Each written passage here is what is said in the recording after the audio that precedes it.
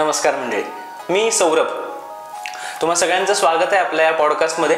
आणि आज आपण एका वेगळ्या टॉपिकवरती चर्चा करणार आहोत, ज्याचं नाव आहे मॅनिफेस्टेशन. येस, आता हा मॅनिफेस्टेशन हा विषय तुम्ही सोशल मीडियावरती, इंस्टाग्रामवरती किंवा यूट्यूबवरती खूप वेळा बघितला असेल, व्हिडिओतनं माहिती घेतली असेल किंवा गुगलवरती तुम्ही सर्च केलं असेल. पण यामागचं सायन्स काय किंवा याची स्पिरिच्युअलिटी ह्याच्या मागची काय हे समजून घेण्यासाठी एक अभ्यासपूर्ण व्यक्तिमत्व आपल्यासोबत आहे. आणि त्याबद्दलची सगळी माहिती ज्या मॅडम देणार आहेत, ज्या आपल्या आजच्या पाहुण्या पण आहेत, त्यांचं नाव आहे रेवतीभाई कट्टी. त्यांचं सर्वप्रथम तुमचं स्वागत मॅडम. नमस्कार. ज्या स्वतः रेकी मास्टर आहेत, NLP आणि मॅनिफेस्टेशन कोच आहेत. त्यामुळं आपण आता काही प्रश्न आहेत ते नक्की विचारूयात आणि आपल्या पॉडकास्टला सुरुवात करूयात. तर पहिला बेसिक प्रश्न की मॅनिफेस्टेशन म्हणजे नक्की काय? मॅनिफेस्टेशन आपण म्हणतो की विश मागणे, पण केवळ ही मॅनिफेस्टेशनची एक तेवढंच विश मागितली आणि संपलं असं नाही आहे. ती एक प्रोसेस आहे आणि त्या प्रोसेस म्हणजे तुमचे थॉट, इमोशन्स आणि तुम्ही काय बिलीफ घेऊन हे मॅनिफेस्ट करताय हे फार इम्पॉर्टंट असतं. आणि तुमचं सबकॉन्शियस लेवल माइंड जे आहे त्यामध्ये इन्क्लूड असेल तर हे सक्सेसफुल मॅनिफेस्टेशन होऊ शकतं. अदरवाईज नाही, नुसत्या थॉट लेवलला असेल तर नाही चालणार किंवा केवळ इमोशनल असेल तरीही नाही चालणार. उदाहरणार्थ जर समजा म्हटलं की आय एम अनसक्सेसफुल हे जर घेतलं तर इथं तुम्ही स्वतःची आयडेंटिटी काय क्रिएट केली? I am unsuccessful. तर ह्या गोष्टी जेव्हा करताय तर आतून तुमच्या थॉट प्रोसेसमध्ये काय प्रक्रिया झाली, इमोशन्स काय लेवलला काम करतात, ह्या सगळ्या गोष्टी प्रोसेसनुसार चालवणं म्हणजे मॅनिफेस्टेशन. सक्सेसफुल मॅनिफेस्टेशन क्रिया असते. आता आपण मॅनिफेस्टेशन करत असताना किंवा तुम्ही जी काही प्रोसेस सांगताय त्यावेळेस युनिवर्स विषयी आपण बऱ्याचदा बोलतो की युनिवर्समध्ये आपण ती विश मागतो. हे जे युनिवर्स आहे ते त्याला आपले शब्द समजतात की त्यामागचं ते व्हायब्रेशन त्याला कळतं? कसं असतं की युनिव्हर्स तर ते एक इन्फिनाईट एनर्जी आहे, त्याच्याकडे भरपूर मोठ्या अनंत विश्वामध्ये आपण एक साधीशी डिझायर पोचवत असतो, एक छोटीशी विश घेत असतो. आणि ह्याच्यामध्ये जेव्हा युनिव्हर्समध्ये तुम्ही एक सेंटेन्स घेताय की जसं मी गरीब नाही, तर ह्यामध्ये युनिव्हर्सला काय समजते? गरीब हा शब्द समजतोय. कारण का गरीबला एनर्जी कोणती जाते? लो फ्रिक्वेन्सीमध्ये जाते. त्याच्या अपोजिटला काय? श्रीमंत. तर ही अबंडन्सकडे नेणारी एनर्जी आहे. तर हा दोन्ही मधला तफावत काय असतो? व्हायब्रेशन. ज्या प्रकारे म्हणजे एखाद्या भूकंपाचा हादरे कसे बसतात ते जेवढ्या जोरात असतात तेवढ्याच फ्रिक्वेन्सीला सगळा हादरा जाणवतो आणि त्याचं उद्ध्वस्तता जाणवतं. तसंच तुमचे व्हायब्रेशन लेवल, ज्या प्रकारचे वर्ड्स आहेत त्या प्रकारची फ्रिक्वेन्सी जोपर्यंत युनिव्हर्सला पोचत नाही तोपर्यंत ते काम होत नाही. ओके. मग ते जे व्हिज्युअलायझेशन आहे, कुठल्याही गोष्टीचं आपण पहिल्यांदा व्हिज्युअल तयार करतो आणि मग त्याच्यावरती प्रोसेस करतो. तर मग हे व्हिज्युअलायझेशन करणं म्हणजे आपलं काहीतरी एक स्वप्न रंगवणं आणि आपलं फ्युचर तयार करणं, मग ते व्हिज्युअलायझेशन फ्युचर तयार करतं का आपलं? नाही, व्हिज्युअलायझेशन कधी फ्युचर तयार करत नाही. मॅनिफेस्टेशन मधली ही एक छोटीशी प्रोसेस आहे की जसं तुम्ही एखादी विश घेतलेली आहे आणि हे व्हिज्युअलायझेशन का करायचं हे इम्पॉर्टंट आहे. एखाद्या विश मागचा संपूर्ण म्हणजे तुमचं फायनल डेस्टिनेशन वेगळं आहे आणि तुम्ही आत्ता इथे आहे, तर तिथं पोचायचंय कसं आहे तर तुम्हाला प्रत्येक पाथवे अगदी क्लिअर असला पाहिजे ना, की मला इथून इथपर्यंत जायचंय, मला तिथून तिथपर्यंत जायचंय, मग इथून मी काय घेऊन जाणार आहे, कसं जाणार आहे, हे प्रत्येक अगदी बारकाईने जर तुम्ही व्हिज्युअलायझेशन करत असाल तर तुमच्या संपूर्ण ओव्हरऑल चेंजेस होतात. म्हणजे त्याच्यामध्ये तुमचं फिजिकल बॉडीमध्ये चेंजेस येतात, लँग्वेजमध्ये चेंज येतो, ओव्हरऑल जसे चेंजेस होत जातात आणि तेव्हा ते सक्सेसफुल होतं. म्हणून व्हिज्युअलायझेशन हे फ्युचर नाही करत, पण तुमच्या फ्युचरच्या डिझायर स्टेटपर्यंत नेण्यासाठी खूप मदत करत असतं हे. वा. मग आता हे जे मॅनिफेस्टेशन जे केलं जातं मग त्याच्यामध्ये जी लोक करतात आणि ते अनसक्सेसफुल होतात मधल्या काही काळात, तर मग हा जो डिले आहे त्या आपल्या निश्चित ध्येयापर्यंत पोहोचण्याचा जो काही डिले आहे तो डिले हा प्रोटेक्शन आहे की पनिशमेंट आहे ती आपल्याला? कसं आहे सांगा, युनिव्हर्स कधी पनिशमेंट करत नसते. कारण का तिचं काही संबंध नाही आहे तुम्हाला पनिशमेंट. शेवटी म्हणतात की आपण जे विचार करू त्याप्रमाणे तुम्हाला ते रिफ्लेक्शन दिसणार आहे. जेव्हा डिले होतोय म्हणजे तुम्हाला ते प्रोटेक्शन प्रोसेस चालू आहे. म्हणजे तुम्ही एखाद्या रेस्टॉरंटमध्ये गेलाय आणि जेवणाची ऑर्डर दिली आहे, भरपूर मेनू दिलेले असतात, पण एक ठराविक खास असा मेनू असतो की त्या मेनूला वेळ लागत असतो आणि तो मेनू तयार होईपर्यंत त्या जेवणासोबतच तो मेनू येणार आहे, पण त्या मेनूला वेळ लागणार आहे ना. आणि जोपर्यंत तो तयार होऊन येत नाहीये तुमच्या टेबलवरती, तुम्हाला काय करावं लागतं, वेटच करावं लागतं ना. तसं युनिव्हर्स एक मोठं रेस्टॉरंट आहे. तुम्ही एक छोटीशी डिझायर टाकलेली आहे आणि ती कधी तुमच्यापर्यंत पोहोचेल तोपर्यंत तो वेळ घेणार आहे ती, आणि तुम्हाला त्याच्यासाठी पेशन्स गरजेचे असतात. आणि त्याला काय म्हटलं जातं, डिव्हाइन टाइमिंग. डिव्हाइन टाइम म्हणजे तो डिव्हाइनचा टाइम ठरलेला आहे.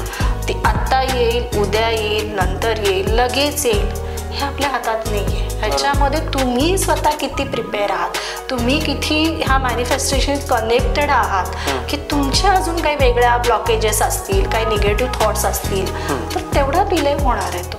पण युनिव्हर्स योग्य वेळ योग्य गोष्टी तुमच्यापर्यंत पोहोचवणार हे मात्र निश्चित असतं.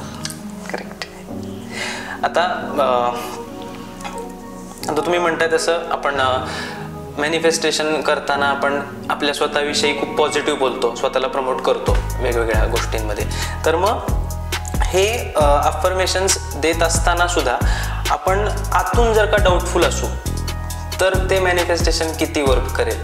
ह्याच्यासाठी मी तुलाच हा प्रश्न विचार की समजा तू पूजा करतोयस आणि देवाची पूजा करताना नुसतं फुलं घालतोयस, आंघोळ घालतोय आणि मनामध्ये काहीच थॉट मात्र वेगळीकडे चाललेले आहेत आणि तू पूजा करतोय, ह्याचा अर्थ काय झाला, मनी नाही भाव, देवा मला पाव, असं होऊ शकतं का?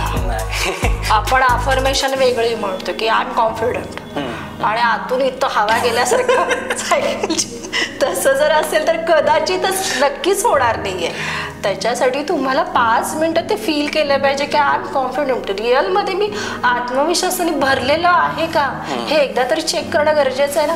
नुसतीच अफर्मेशन म्हणत राहण्यात काय अर्थ राहिला ना. म्हणून अफर्मेशन ही कधी काम करेल, तुम्ही तिच्या फ्रिक्वेन्सीशी मॅच केलं पाहिजे, इमोशन्स त्याच्यामध्ये असले पाहिजे, व्हायब्रेशन लेवलला तुमचे ते अगदी कॉन्फिडंट असलं पाहिजे खरोखर की मी आहे ना, आहेच आहे, वेगळं नसलं पाहिजे. म्हणजे तुम्ही त्या फिलिंगमध्ये असलं पाहिजे. तुमचं म्हटलं ना मगाशी की करंट स्टेट आणि डिझायर स्टेटमध्ये जो डिफरंट आहे, तर डिझायर स्टेट मी आत्ताच अनुभव करतोय, मग ती अफर्मेशन काम करणार. मी आत्मविश्वासासाठी अफर्मेशन म्हणत आहे आणि आत्मविश्वास कायमच म्हणत राहण्यात काय अर्थ आहे, एकदा तरी आत्मविश्वास दिसून कुठंतरी कार्य झालं पाहिजे. करेक्ट. आणि आता ते बरीचशी लोक आपण बघतो की खूप बोलतात आणि काही जे मोटिवेशनल स्पीकर्स असतात ते अगदी 1-2 वाक्यात बोलून त्यांचा प्रभाव पाडतात. तर मग ते भरपूर बोलणं आणि एखादंच वाक्य बोलून प्रभाव पाडणं ह्याच्यामध्ये काय फरक आहे? हेच जर का आपण मॅनिफेस्टेशनशी रिलेट केलं तर मग त्याच्यामध्ये क्वालिटी गरजेची आहे की क्वांटिटी? क्वालिटी ऑब्व्हियसली क्वालिटीच गरजेची आहे ना. आपण बाजारात कपडे घ्यायला जातो, काही जण अशी लोक असतात ना फक्त ब्रँडचा कपडा घेतात आणि काही जण असतात रस्त्यावरची कपडे असतात ते घेतात आणि घरी येऊन आणतात. जेव्हा ते रस्त्यावरच्या सगळ्या गोळा करून आणलेले कपडे काही दिवसच टिकतात आणि शेवटी ते कचऱ्याच्या डब्यातच जातात. पण ब्रँड कपड्याचा फील आणि स्ट्रक्चर वेगळं असतो की ते फिलिंग वेगळं असतं. त्याचप्रमाणे तुम्ही खूप सारी बडबड करताय आणि एक डायलॉग मारला की समोरनं प्रेक्षक वा, ही जी वा मुवमेंट आहे, ही वा मुवमेंट आपल्याला पहिल्यांदा फील झाली पाहिजे. आणि ती वा मुवमेंट जेव्हा युनिव्हर्सकडे जाईल तेव्हा ते सक्सेसफुल. म्हणून खूप साऱ्या बडबडीला व्यर्थ वायफळ बडबड म्हटलं जातं आणि एक प्रभावी सेंटेन्स आजही पॉवरफुल ठरतात, लोकांसाठी ते प्रेरणादायी ठरले जातात. तर हा फरक येतो त्याच्यामध्ये की क्वालिटी आणि क्वांटिटीमध्ये काय आहे. करेक्ट. एखादं तुम्हाला तुमच्या क्लायंटचं काही उदाहरण देता येईल का? हा, आता त्याच्या मॅनिफेस्टेशन त्यानं केलं आणि त्याच्या कामामध्येचा कसं आहे मी रेकी हिलर आहे, त्यामध्ये आम्ही काय करतो, सूक्ष्म लेवलला रेकीची कन्सेप्टच ही आहे की एक संकल्पामध्ये काम करणं. तर माझ्याकडे जेव्हा रेकीचे स्टुडंट येतात तर त्यांना मी गायडन्स करते की नुसतंच केवळ स्टुडंट्स काही त्यांच्या शिकण्यासाठी नाही, त्यांच्या पण काही डिझायर्स असतीलच की. आणि मग रेकीमध्ये हे कुठं ना कुठं तरी मागचं हिडन गुपित असं आहे की हे मॅनिफेस्ट होऊ शकते रेकीतनं.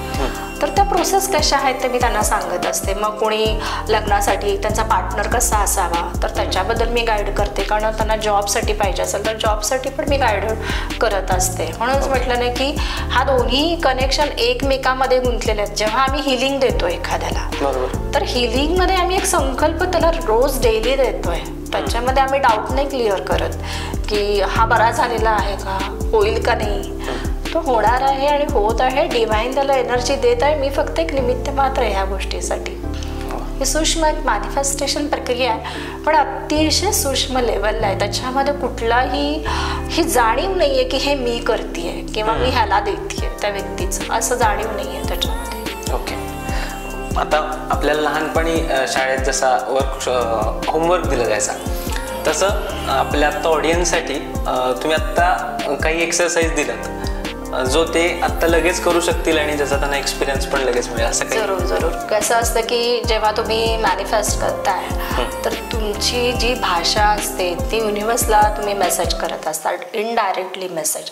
आणि युनिव्हर्स तुमचे प्रत्येक मेसेज ऐकत असते. म्हणजे तिला तुमचा भले तुम्ही तोंडाने बोलणं गरजेचं नसतं, पण आतले तुमचे प्युअर वाईब्स, तिला फ्रिक्वेन्सी, तुमचे मेसेज सगळे ती ऐकत असते आणि ती त्याच्याशी बघत असते की काय म्हणते मी, ह्याला हे एवढं दिलंय तर त्याच्याबद्दल त्याचं काय निर्माण झालंय. तो इगोमध्ये गेलाय का ग्रॅटिट्यूडमध्ये गेलेला आहे. आणि युनिव्हर्सला सगळ्यात जास्त आवडती भाषा म्हणजे ग्रॅटिट्यूडची असते. म्हणून तुम्हाला आत्ता सध्या तुम्हाला काही मॅनिफेस्ट करायचं आहे, काही दिवसांनी ही गोष्ट तुमची पूर्ण व्हावी अशी तुमची इच्छा आहे, पण आत्ता तुमच्याकडे जे आहे त्याच्यासाठी ग्रॅटिट्यूड करा ना. म्हणजे तुमच्याकडे येण्याचे चान्सेस जास्त वाढतील. आणि काय युनिव्हर्स काय करते, ग्रॅटिट्यूड जेव्हा तुम्ही करता तर ती तुम्हाला अबंडन्सकडे नेत असते. रोज करून बघा, फक्त ग्रॅटिट्यूड करायचे. आजच्या दिवसाभरामध्ये ज्या कोणत्या 5 गोष्टींसाठी मी ग्रॅटिट्यूड फील करत आहे त्या लिहायच्या. आणि त्या लिहिल्यानंतर न स्वतःच्या फिलिंगला चेक करायचं. आणि काही जे दिवसभरात छान काही 5 गोष्टी होण्यासाठी मी ग्रॅटिट्यूड फील करते. जसं आज आपला होतोय पॉडकास्ट, तर मी काय म्हणेन की सौरभनी आज माझा छान पॉडकास्ट केला, थँक्यू सौरभ, असं मी ऐथून म्हणते, मला तो म्हणते डायरीमध्ये लिहिते. ह्या सगळ्या ज्या गोष्टी आहेत त्या आपण काय करतो, लिहितोय आणि तो ग्रॅटिट्यूड फील करतोय. तर ऑब्व्हियसली युनिव्हर्सला ही सूक्ष्म एनर्जी आपली ट्रान्सफर करतोय ना. बरोबर. इनडायरेक्टली फ्रिक्वेन्सी की आपण खुशीनेच बोलतोय. तो काही ग्रॅटिट्यूड कसं असतं की जाणून बुजून जबरदस्तीने करणं, आणि खरोखरच नॅचरल फ्लोमध्ये करणं, यामध्ये फरक आहे. नॅचरल फ्लोमध्ये करा. खरोखरच तुम्ही आज तुम्हाला नाही म्हटलं तरी तुम्हाला घर मिळालेलं आहे, हे 5 तत्वाचं सगळं मिळालेलं आहे. कधीतरी आपण त्यांना धन्यवाद मानायला शिकलं पाहिजे ना. आणि ते लिहिल्यानंतर काय फरक पडतोय तो 1 महिनाभरात तुम्हाला कळेल. म्हणजे माझे आजोबा लहानपणी मला नेहमी सांगायचे की रोज तरी एक ओवी आळवावी किंवा रोज एक ओवी तरी लिहावी असा. पण ती काय लिहावी हेही माहिती असलं पाहिजे. तर ते दुसऱ्यांसाठी, आपल्यासाठी खूप सारे आपल्या घरातले व्यक्ती सुद्धा आपल्यासाठी सकाळपासून काही ना काहीतरी सेवा देत असतात आपल्यासाठी, पण आपण त्यांना ग्रँटेड धरत असतो. आई स्वयंपाक करून देतीच आहे ना असं आहे, किंवा भाऊ असं करतोच आहे ना, आपण त्यांना ग्रँटेड धरतो. पण ऑब्व्हियसली त्यांच्यासाठी इथून जरी, भले तुम्ही तोंडाने नाही बोलत, पण इथून जरी म्हणलात की थँक्यू की तू माझ्या लाईफमध्ये आहे म्हणून मी आज सुंदर जीवन जगत आहे, इतकं जरी म्हटलं. आणि केवळ काही ग्रॅटिट्यूड त्यांनी चांगलं दिलंय म्हणून अशा लोकांसाठीच ग्रॅटिट्यूड करायचं नाही आहे. तुम्हाला काही इन्सिडेंट्स घडलेत, बॅड लोक तुम्हाला बॅड एक्सपिरियन्स देऊन जात असतील, त्यांच्यासाठी सुद्धा ग्रॅटिट्यूड करायचं आहे. कारण का ते काही ना काहीतरी देतात, म्हणजे लेसन तरी देतातच नक्की. तुम्हाला पुढं जाण्याचा पाथ त्यांच्यामुळं मिळत असतो. म्हणून ग्रॅटिट्यूड त्यांच्यासाठी सुद्धा करायचंय. आणि हे तुम्ही जे डेली डायरी लिहायचं जे सांगितलं त्याच्यामुळे आपल्या पर्सनॅलिटीमध्ये पण एक पूर्ण फरक पडतो ना. स्वतःला एक सतत निरीक्षण करायची सवय लागते की आज मी कशासाठी धन्यवाद मानू.